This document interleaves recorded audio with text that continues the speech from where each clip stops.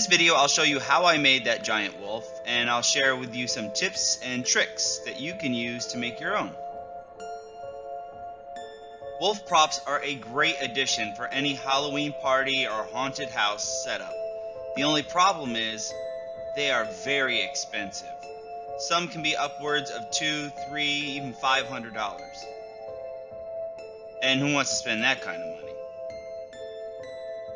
So I'll show you how I made this wolf prop that stands about 5 foot tall using materials that you probably have already or materials that you can get for on the cheap. So these are the materials that I use to create my wolf. Feel free to customize it as you see fit. Tissue paper, about 10 sheets. Spray glue, you can get this for about $4.99. A gallon of Elmer's glue. Now you'll only need about a cup of glue for this, but it's always good to buy in bulk. Duct tape, large roll of tin foil, assorted cardboard, whatever you have around the house or whatever you've saved, poster boards, acrylic or poster paint, spray paint, paint brushes, and fake fur, which you can get on sale, and I make sure that I wait for that 60% off at Joann's to get this fake fur. Or you can use whatever carpet remnants you have around the house or you've discarded. Now this project takes about $100 to make if you start from scratch, but chances are you have these materials laying around the house, and remember, you can customize it as you see fit. And it took me about 10 hours. Now, that's not 10 hours in a row. I spread it over a couple of days because you're going to need to allow paint to dry in several stages, but it takes about 10 hours to make. The first thing I did was choose a pose for my wolf to be in, and I went with this one. Next, I began sculpting and building the head out of recycled materials that I had around the house, including paper bags and various boxes, including this Coke can box. Now, a mistake that I made right away is I should have started with the largest part of the prop first. This is because the prop turned out to be larger than what I wanted. Because I started with the head, I tried to make the rest of the prop proportional, and it turned out to be 5 foot tall, which is not what I wanted it to be. So a tip I want to share with you is start with the largest part of your prop first. I continue sculpting with recycled materials, as you can clearly see that those ears are Coke can boxes. And I encourage you to use as much recycled materials as possible. Now at this point you're probably wondering, why is the duct tape pink? That's because pink and green were on sale for 60% off, so I made sure I snagged that. This is where the poster board came in. Poster board is great for making outlines of sculptures that you don't want to use chicken wire for. I've tried to use chicken wire. It's not the most malleable material to use. I get cut up in the process. It's too much equipment, it's too expensive. By using poster board, it's an easier way to frame your props. Now, it's not as sturdy as chicken wire is, but if you're planning to keep your prop for 4 or 5 years, this is a good way to go. And there's my picture beside me for inspiration. It's at this stage that I start to use tinfoil to sculpt the features and details of the face. Now, tinfoil is an easier and cleaner and cheaper way to go than using styrofoam or foam or clay. It's not going to be as durable, but it's definitely cheaper and faster. It was at this point that I wanted my eyes to glow. So I took some pumpkins that I bought at Goodwill, you know, those pumpkins with the light up cords and the little light bulb inside, and I took out the lights and I used them for the eyes. Now you can buy these brand new on Amazon or online for $10 for the cord and about $3 for the bulb, but it's way cheaper to go to a thrift store and buy it already made. Plus, you can take the pumpkin and use it for something else, as you'll see in my other videos. It's at this point in the build I realized how big my prop was going to be. So I decided to make my prop sectional.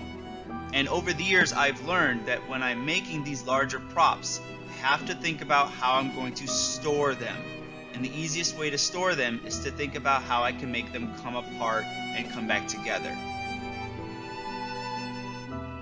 The overall structure of this prop is made out of cardboard and poster board, and then I use the tin foil to sculpt and create the details.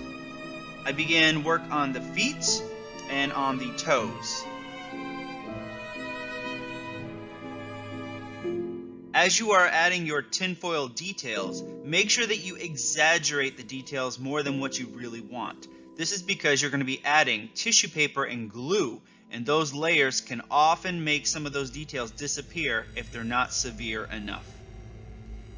So as you can see, my wrinkles here are way more exaggerated than what I really want because I know I'm going to be adding more layers on top.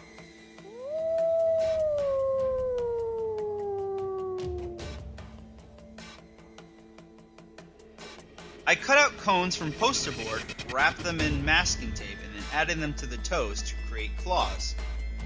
I also did the same technique to create the teeth.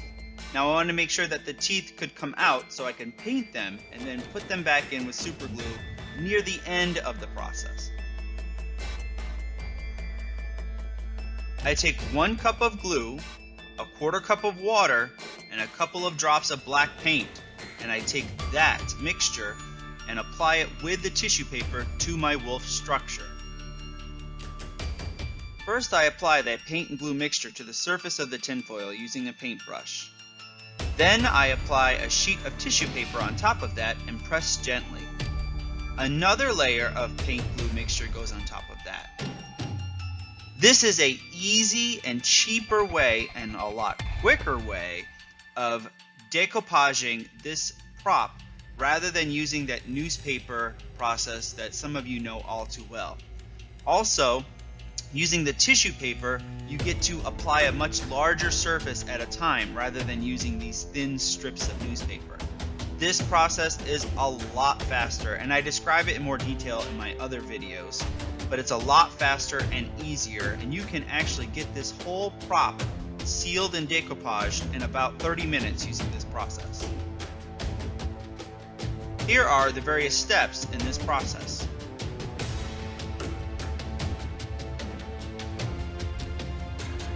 I'm using this prop at a Halloween party for adults, but because I'm also using it for kids for trick-or-treat, I wanted to make sure that it was more kid-friendly. So I went to the dollar store and got a pair of yellow sunglasses, took out the lens, put it in the eyes, and gave it a more cartoony look. I do this with some of my props. I think about how to make them for adults and how to change it in some way to make it for kids. And sometimes it just means adding a different layer of clothes, or adding the blood afterwards, or adding sharper teeth, or doing something different with the eyes. So as you're building your prop, think about who your audience is, and if possible, how you can customize it and adapt it for those different audiences. Also, if you look closely, I added a dry brush light gray layer to this tissue paper structure. Now this is where the tinfoil and the tissue paper really make this pop, because those two materials come together and it makes this appearance of this very creepy looking skin. I use this process on several different props because I can't find any other material that gives it this great appearance of this wrinkly, crinkly skin like this does, and it really makes it pop. After all the paint is applied, I then take my spray glue and apply my fake fur. Now, one thing to note about this spray glue is that you have to apply it to the surface of the prop and the surface of the fake fur, and then put the two together. And I learned that the hard way. It just was not sticking any other way. So there's another tip for you. Make sure you apply it to both surfaces, wait a couple seconds, and then put those together. This is what the prop looks like after all the fur has been applied. And in the final step, I spray my props with clear sealer. This prevents from the paint chipping and from getting any water damage, and it makes your prop last longer. And as you can see, this is the prop that I would use for trick-or-treaters, and it's more kid-friendly because of its cartoony look. But when you pop out those lenses and apply some creepy lighting, you get a whole different effect.